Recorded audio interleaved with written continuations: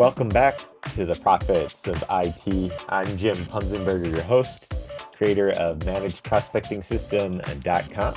Managed Prospecting System brings IT service businesses authority content, LinkedIn outreach, targeted email, authority building podcasts, all done for you every week. So check out ManagedProspectingSystem.com after the show. I'm excited today to have Mary Berg as my guest.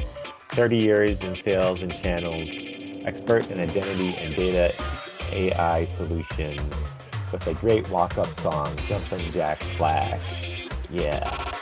Mary, welcome to Profits of IT. Tell us what you've been up to and what you're doing in the channel. Right now, I'm working for an identity company. Surprise, surprise. Um, and helping them build out North American channels. They've been primarily a direct sales organization, and it's fun to channelize a company. It brings out lots of different things. One of the things I love about channels is the cross-functional nature of it. I get to work with everybody in the company, from product to the executives to the sales teams to the technologists in the company who help frame what the value props are. So that's what I'm up to these days. Cool. Well, after 30 years in the channel, let me ask you this question. What's the biggest misconception about channel development? Um, I think it's the one size fits all assumption. Even if you look at job listings for channel openings to this day, they read a lot like they did 10, 15 years ago, which is we're looking for somebody to manage our VARs, our integrators, our referral partners. And now they throw in MSPs, and it's a checklist approach. And that's not what works.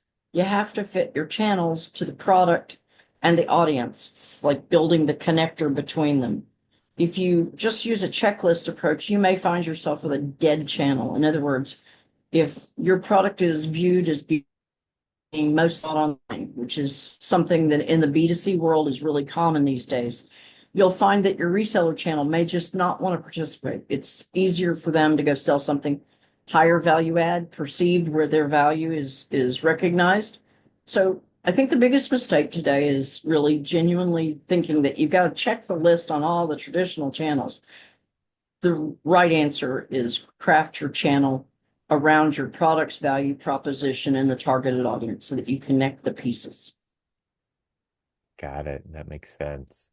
So, what's a piece of conventional wisdom about building a channel that most people would say is something that you should do, but you go the opposite direction and roll your eyes when you hear it, that wisdom?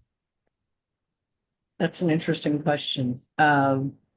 I think the assumption is that you just sign up lots of partners. It's been an assumption for years. It's like if you build it, they will come. And I roll my eyes at that because the answer is there is so much more than simply signing up a partner and expecting them to go out and sell your products. Those days are gone.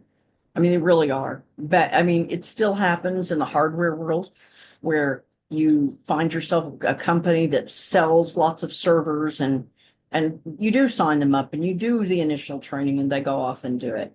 But in today's world, where more complex solutions, which I'm totally in love with, are out there, the channel has to be crafted in such a way that it takes advantage of the technology we're working with. The latest subject is AI. AI Yes. channels can and should be very different from traditional channels for both hardware and software. And so I do roll my eyes when people say, oh, let's build a traditional channel set for non-traditional products. So, let me shift gears here and ask you another unique question about, I like to ask guests about what their superpower is and or a unique skill that has really benefited them in their career. And so I know you have some unique skills when it comes to channel development. What would you say is your superpower when it comes to developing channels? I've thought a lot about this because I think I've got several, but I'll focus in on process creation.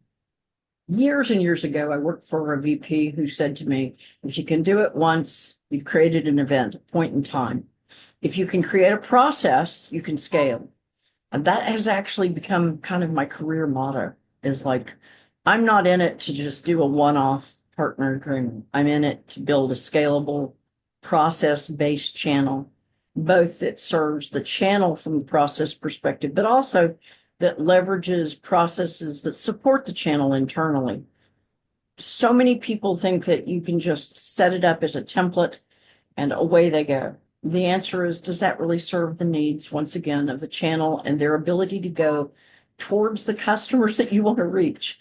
There's a lot more to it than simply putting it together in a box and saying, ta-da, we signed 50 partners, we should have business. So I really do rail at the quality over quantity. I am very focused on, I'd rather have 5 really quality partners who understand the messaging, who understand the target audience, who know how to articulate the value proposition, than have 50 partners, all of whom are simply standing there in assigned status and not really providing any leverage for the company. Got it. So I just asked you about a superpower, and now I like to ask about learning moments. And everybody in their career has something, at least typically, that didn't go the way that they planned, and they've learned greatly from it. What is a mistake that you made in your channel development career, and uh, how you work with partners, and what have you learned from it? I actually think it's not a mistake that I've made working with partners, but I will tell you that I've made assumptions in going to work for several companies that their product, if you're hiring a channel person, my assumption has been that you have evaluated where you are in the product life cycle and that you need channels. I've actually hired in at least twice now into situations where somebody said, we need channels, only to find out that I was either really, really early or there wasn't a general acceptance of channels in the company. And it's been my mistake that I didn't qualify the company while I was in the interview stages. I think it's one of the biggest mistakes you can make as a channel person is that just because they're hiring for a channels position doesn't mean they're ready for channels. And all that it implies, meaning is the product compliant with the geography they're entering or the market they're entering? Is the product well positioned within the geography and their target audience? Are they willing to spend money on the channel? Those are really important data points. Sometimes it's hard to get while you're in the interview space with a company. And so, to anybody listening, I would say if you're working in the channel space, you're looking at a new job, they're tough questions to ask during the interview, but if you don't ask, you can make the mistake I've made a couple of times, which is you end up too early or in a company that's just not ready for channels. That makes sense. So, what are you working on right now that excites you, and how should people connect with you? Best way to connect to me is on LinkedIn. You'll find me at /n/ Mary Berg Broyles, Broyles. What I'm working on now is I'm standing a channel up from scratch, pretty much.